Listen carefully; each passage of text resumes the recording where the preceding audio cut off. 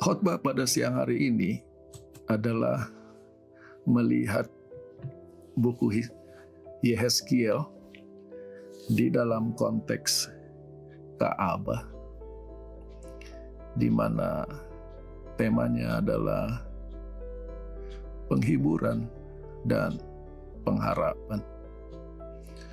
Penghiburan dan pengharapan di buku Yehezkiel berfokus di dalam atau di sekitar tema Ka'bah.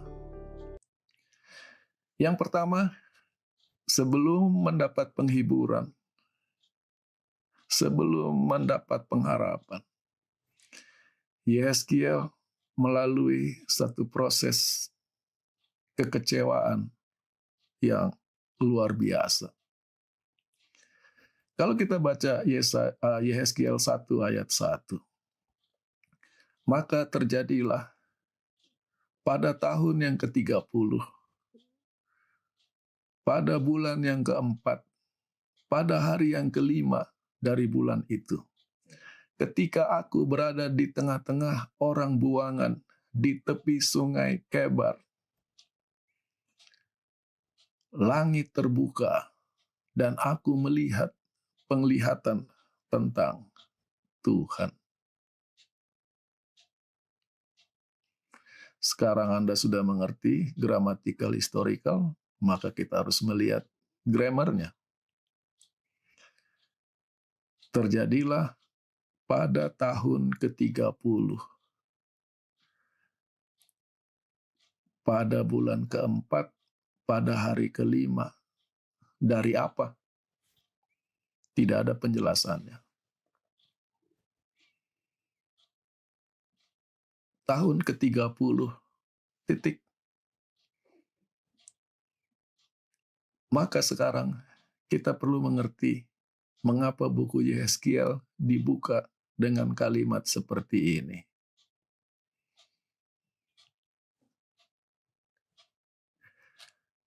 Di ayat 2 dan 3, editor, ahli Taurat yang mencatat buku Yehezkiel memberi keterangan bahwa firman Tuhan datang kepada Yehezkiel, seorang imam, yang mana di ayat 1 informasi itu tidak ada. Dan kita bisa lihat ayat 1, Yehezkiel bicara sebagai first person, orang pertama. Aku ada di tengah-tengah di antara orang buangan. Ayat 2 dan 3 menunjuk Yehezkiel sebagai orang ketiga, menerangkan tentang dia, bahwa firman Tuhan itu datang bukan kepadaku, tetapi kepada Yehezkiel. Siapa Yehezkiel? Seorang imam dari atau anak dari Buzi. Di mana dia berada? Di negeri orang Kasdim, di Babylon, di tepi sungai Kebar. Di ayat 1 kita tidak diberitahu di mana sungai Kebar. Di ayat 3 diberitahu bahwa itu ada di tanah Babylon. Maka sekarang Yehezkiel, seorang imam, berada di Babylon, di tengah-tengah pembuangan. Tiba-tiba tahun yang ke-30 jadi penting. Kenapa? Di Bilangan pasal 4, Tuhan memerintahkan Musa supaya Musa membuat sensus, mencatat keturunan imam, keturunan dari Kohat, yang mana adalah keturunan Lewi, keluarga demi keluarga. Dari usia 30 tahun sampai 50 tahun. Mereka inilah yang akan melayani pekerjaan di kemah pertemuan. Merekalah yang akan melayani pelayanan untuk hal-hal yang sangat kudus. Dan kalau kita lihat kalimat ini, catat umur 30 sampai 50, keturunan imam, diulang-ulangi di ayat 23, 30, 35, 39, 43, 47. Dari sana kita bisa lihat bahwa di Israel, imam yang melayani di Ka'bah itu usianya antara 30 sampai 50. Mereka yang usianya belum 30, belum melayani. Mereka yang usianya sudah di atas 50, tidak melayani lagi. Mereka menjadi guru-guru Alkitab di berbagai tempat di mana mereka tinggal. Tetapi pelayanan di Ka'bah itu dikhususkan untuk mereka yang berusia antara 30 sampai 50. Maka dengan latar belakang ini, kita jadi mengerti pada tahun yang ke-30. Ulang tahun yang ke-30 adalah ulang tahun yang ditunggu-tunggu, diimpi-impikan, didamba-dambakan oleh Yehezkiel sejak kecil. Usia ketika dia boleh melayani di Ka'bah. Maka sekarang kita mengerti betapa hancurnya hati Yehezkiel pada tahun yang ke-30, yang mana harusnya dia melayani di Ka'bah sebagai imam. Dia ada di pembuangan, di Babylon, di antara orang-orang buangan.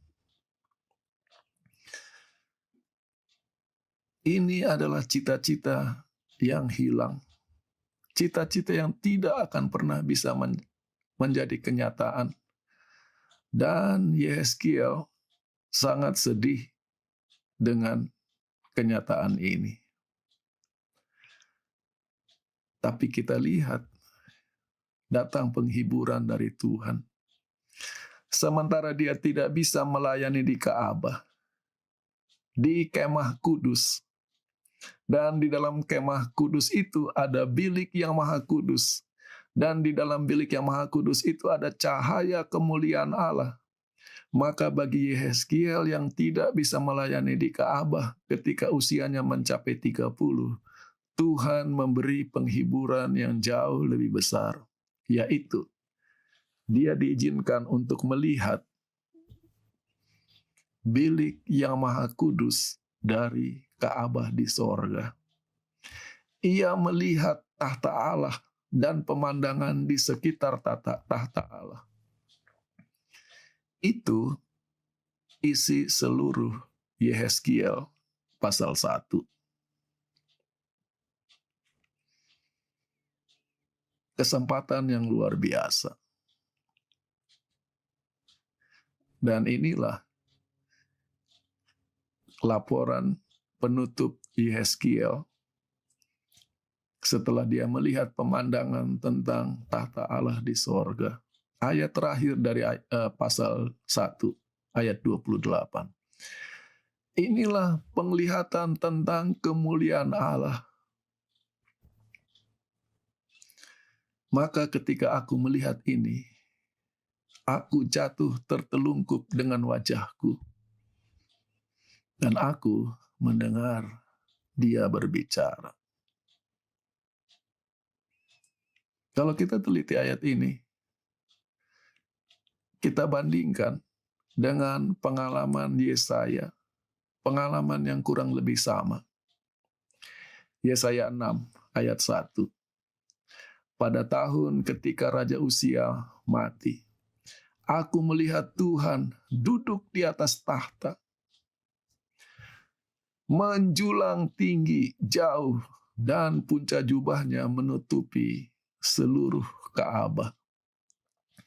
Melihat kemuliaan Tuhan, bagaimana reaksi Yesaya? Aku berkata, ayat 5, celakalah aku, binasalah aku, karena aku orang yang najis bibir. Aku hidup di tengah-tengah bangsa yang najis bibir. Tetapi mataku telah melihat Sang Raja, Tuhan semesta alam. Minimal ada reaksi emosi dari Yesaya sebagai respon terhadap apa yang dilihatnya. Celaka aku. Yehezkiel sudah melihat pemandangan tentang tahta Allah di sorga. Dia hanya tertelungkup. Dia tidak mengucapkan satu kata pun. Dan kalau kita baca buku Yehezkiel, dia masih sangat kecewa dengan pembuangan. Dia masih sangat kecewa dengan kenyataan dia tidak bisa melayani di Ka'bah di Yerusalem. Maka dia menolak untuk bicara. Dia diam terus oleh karena kekecewaan hatinya. Di pasal 2, Tuhan memanggil dia menjadi nabi. Anak manusia, berdirilah di atas kakimu. Aku akan berbicara kepadamu. Anak manusia, aku mengutus engkau kepada bangsa Israel menjadi juru kabar Tuhan. Tapi kalau Anda baca sendiri, Yehezkiel menolak untuk bicara. Dia memilih untuk berdiam diri terus. Sampai-sampai karena Yehezkiel menolak untuk berbicara, karena kekecewaan hatinya,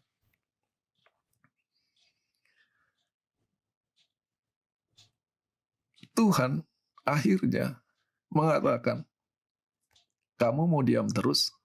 Oke, baik. Saya akan membuat kamu bisu. Maka demikianlah sang juru kabar Tuhan ini jadi orang bisu. Tidak bisa bicara. Dan kalau kita baca di buku Yehezkiel, cara dia berkhotbah adalah khotbah yang dilakonkan tanpa kata-kata. Dan orang hanya menonton bagaimana Yehezkiel melakukan tindakan-tindakan sebagai pekabaran Tuhan kepada orang Israel di pembuangan. Tetapi dia sendiri tidak bisa bicara. Dan kita ingat, latar belakang dari semua ini adalah kekecewaan Yehezkiel tidak bisa melayani di Ka'bah. Seringkali kita tidak tahu apa yang kita mau. Seringkali kita tidak tahu apa yang kita harapkan.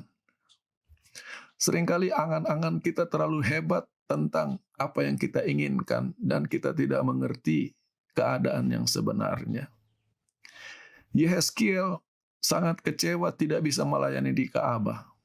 Maka Tuhan memberi kesempatan kepadanya untuk mengerti apa yang terjadi.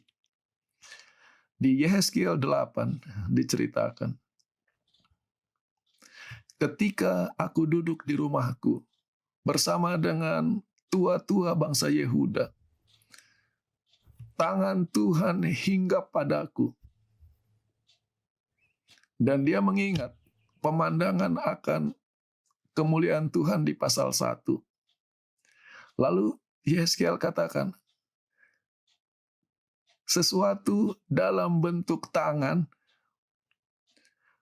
memegang aku di rambutku dan mengangkat aku antara langit dan bumi.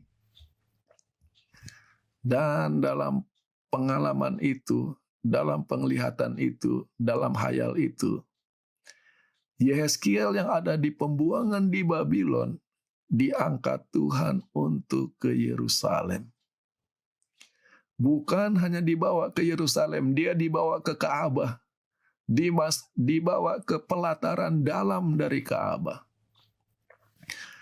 Dan kalau Anda baca Yehezkiel pasal 8, Ka'bah yang diimpi-impikan di mana dia bisa melayani Tuhan di sana. Ketika dia masuk ke dalamnya, ternyata Ka'bah itu sudah menjadi pusat penyembahan berhala. Tua-tua Israel di dalam Ka'bah menyembah berhala, bukan menyembah Tuhan.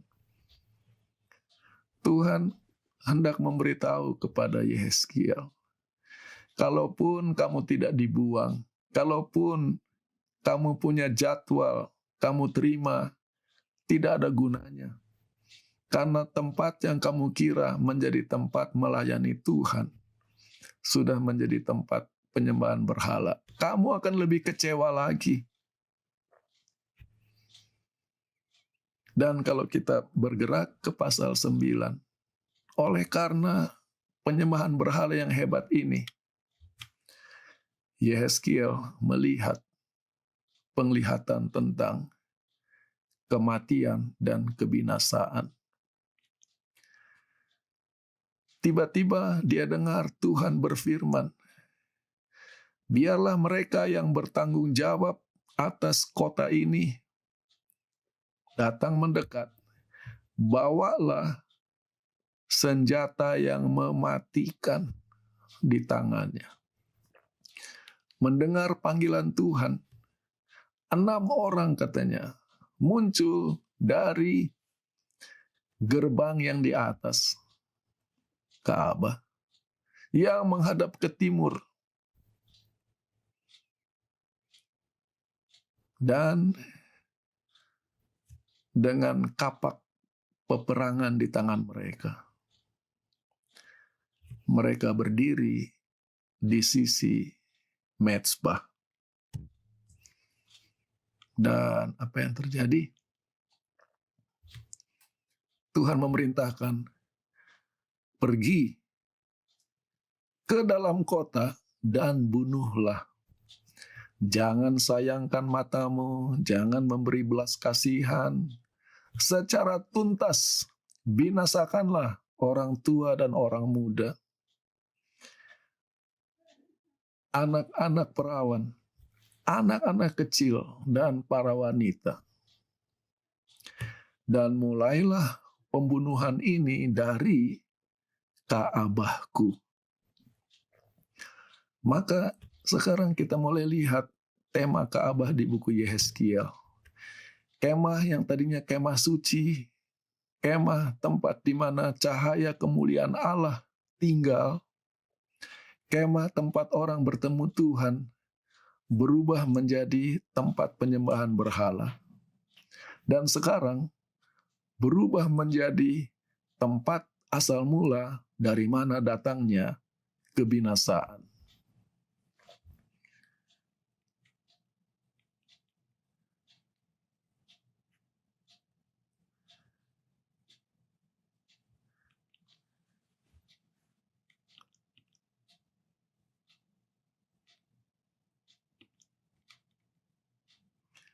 Jadi kalau kita lihat di buku Yehezkiel bahwa utusan Tuhan membunuh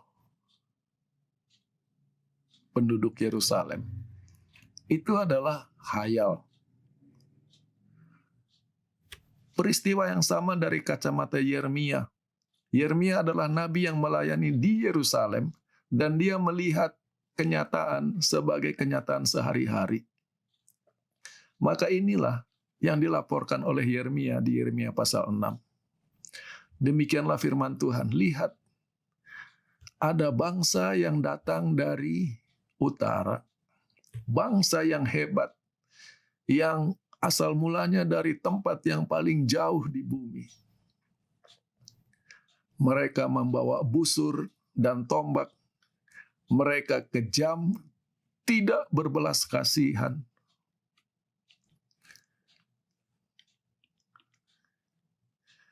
Dan kami mendengar laporan, kata Yeremia.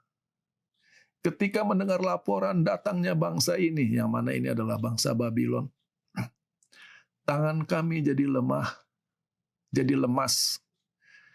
Kami jadi ketakutan. Kami jadi kesakitan seperti seorang perempuan yang sedang melahirkan.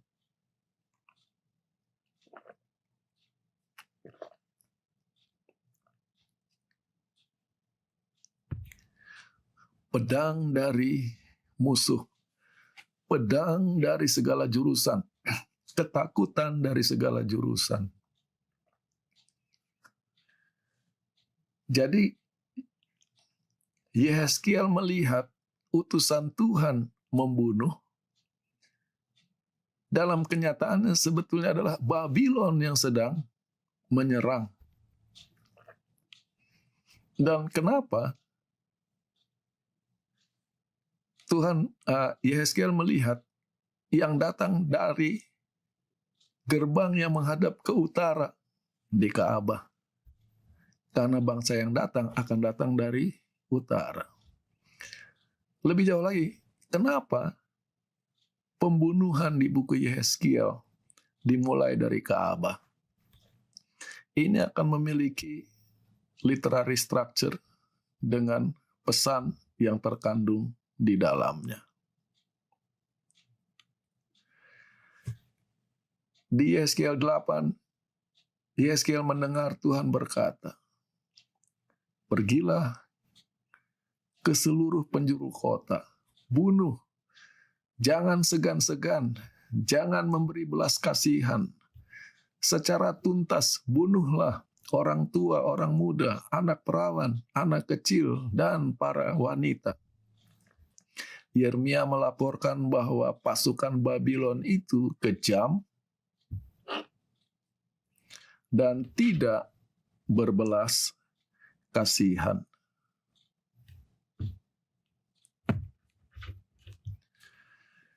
Setelah penglihatan tentang pembunuhan, kebinasaan yang begitu hebat, buku Yehezkiel temanya bergerak terus.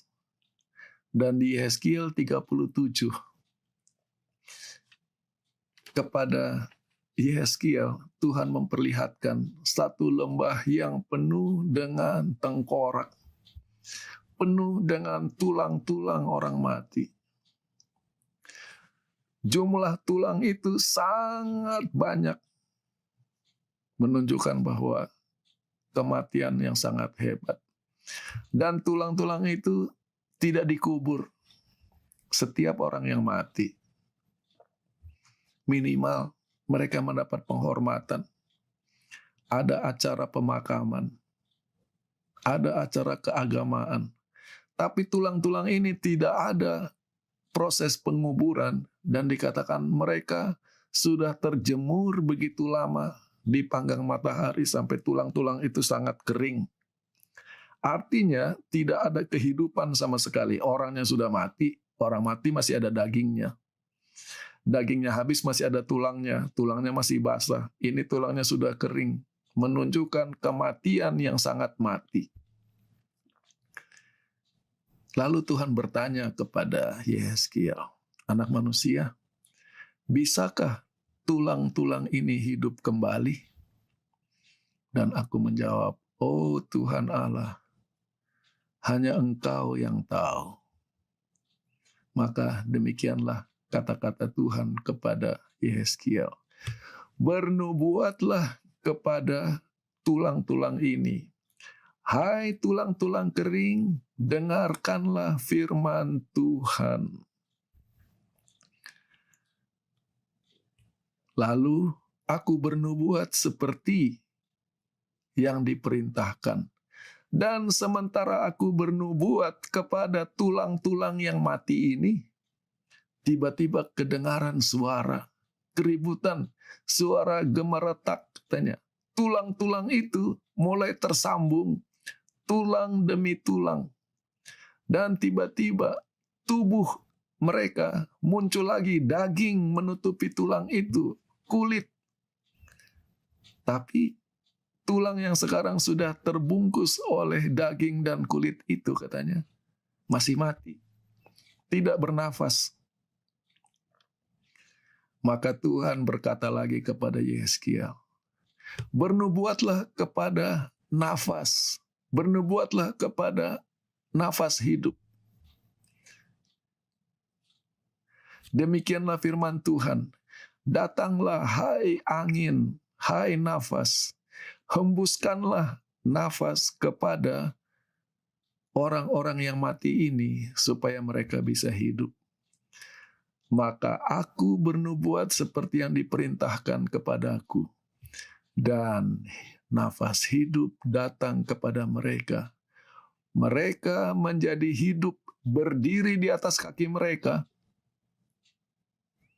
Suatu pasukan yang luar biasa besarnya. Kenapa ayat ini penting? Yehezkiel 37. Di pembukaan buku Yehezkiel, karena kecewa, karena impian pribadinya tidak menjadi kenyataan, dia memutuskan tidak mau bicara. Dan karena dia tidak mau bicara, Tuhan membuat dia bisu. Karena dia kecewa melihat kehancuran, kekalahan, kematian, dia memilih diam. Tapi sekarang Tuhan berkata, kalau kamu mau bernubuat, menyampaikan firman Tuhan kepada tulang-tulang yang sudah mati ini, mereka akan hidup.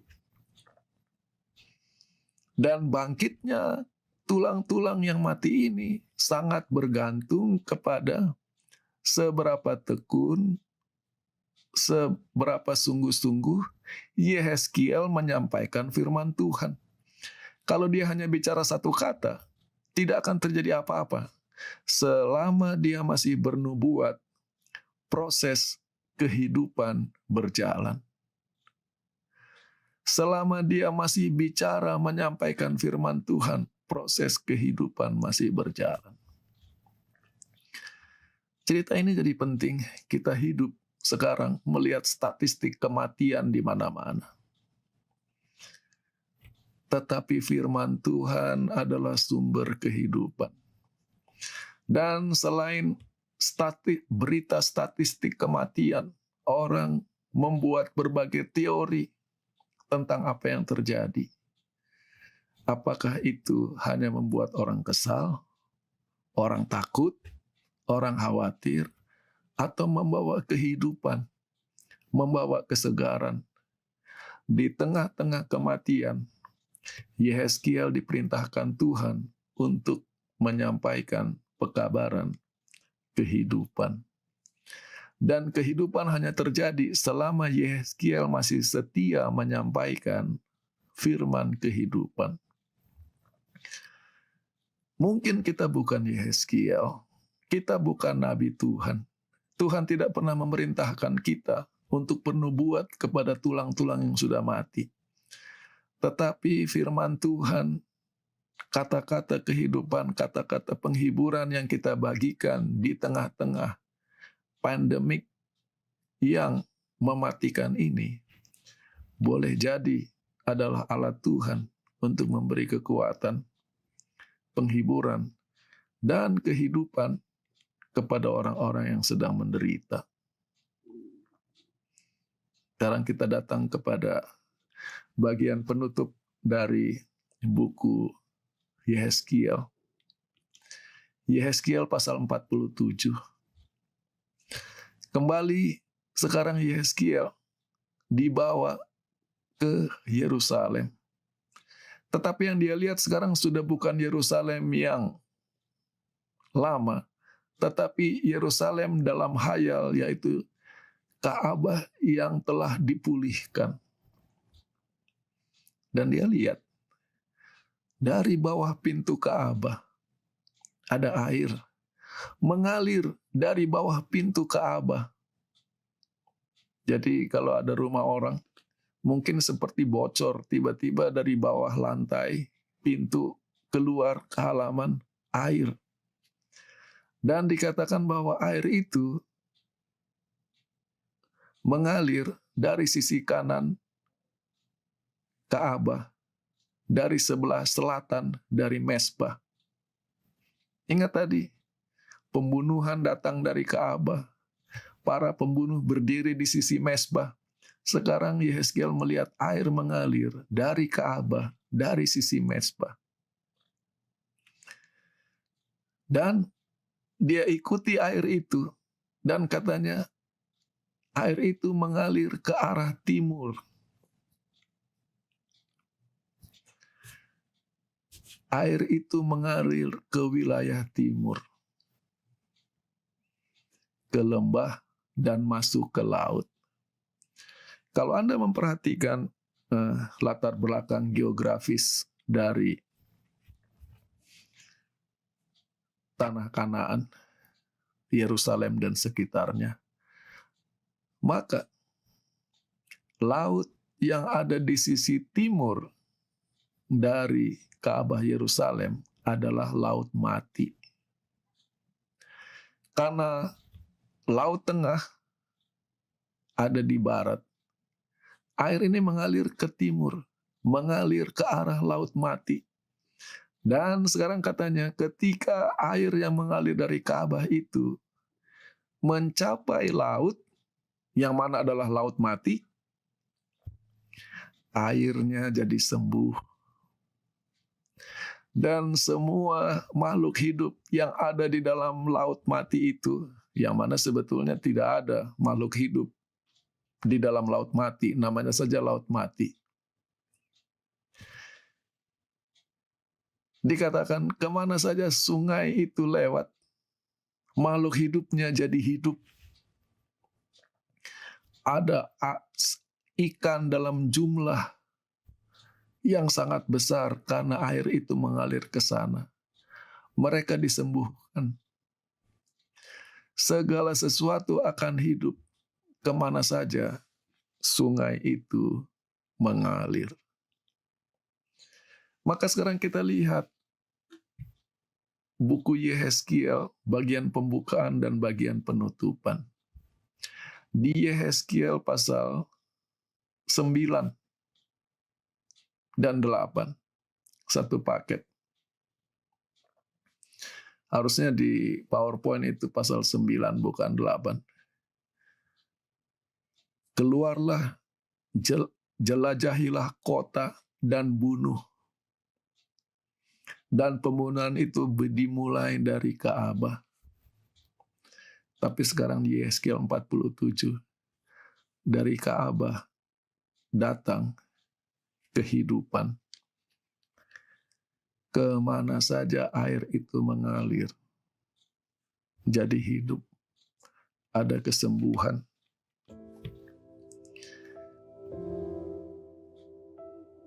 Mungkin sebagian dari kita merasa kecewa dengan adanya pandemik ini.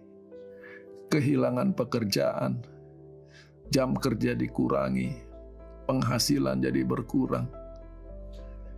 Yehezkiel juga kecewa. Pekerjaan yang diangan-angankannya sejak masa kecil hilang oleh karena bencana yang dialami. Tetapi buku Yehezkiel bicara tentang penghiburan dan pengharapan dan kehidupan. Kiranya saudara mendapatkan penghiburan dari Tuhan. Dan kiranya firman Tuhan bisa menjadi sumber kehidupan. Seperti air kehidupan yang mengalir dari Ka'bah di Yerusalem ke tempat yang paling mematikan di dunia ini, yaitu Laut Mati. Di tengah-tengah pengembaraan kita, di tengah-tengah bencana wabah virus ini, kiranya Tuhan memberi kehidupan, pengharapan di tengah-tengah kematian.